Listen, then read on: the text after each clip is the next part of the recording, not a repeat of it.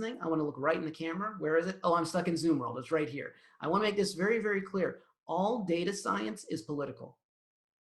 Okay, like it's impossible to take a data set and analyze it in a quote unquote perfectly objective way, because you're always going to be putting on there some type of value judgment about what the data set represents, whether that data set covers all the attributes that you care about, and what are you trying to do with the data set. You know, and I think that once again, it's very easy for technologists and entrepreneurs to say, let the machines handle it because it's just zeros and ones. But that's not at all the way that this sort of system works. You know, so when you look at things, for example, like predicting whether someone's going to default on a loan, for example, maybe to give them a mortgage or something like that. You know, let's say I give you some data set which looks at the historical rate of loan defaults for, you know, a bunch of different people. Put that in scare quotes intentionally. First of all, which communities are you looking at? You know, were they already the target of, let's say, previous predatory lending, which put them in a poor position to pay forward new loans? Things like that. Thinking about those questions and whether those questions are important, that is a political process. And by political, I don't mean political in the sense of like, you know, you're like a capital R Republican, capital D Democrat. I mean political in the sense that you are making a statement about what you would prefer the world to look like, given that you're going to analyze data in a certain way. That's what I mean by political, right?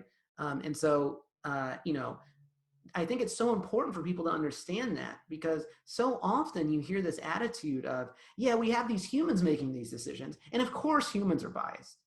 But once we feed it into this machine learning thing, once we feed it into this algorithm, all of our bias problems go away.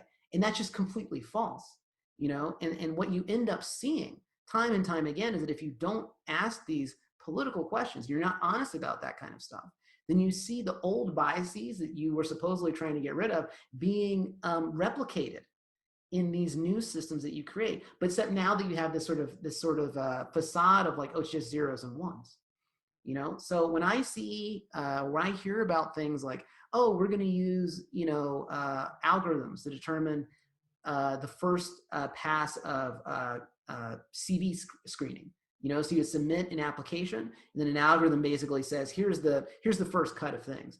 That concerns me, because there's many studies that show, for example, if you have two resumes that are exactly the same, and you just change the name, all kinds of like bad things happen based on whether you change the name to a woman or a person of color sounding name, you know, so on and so forth.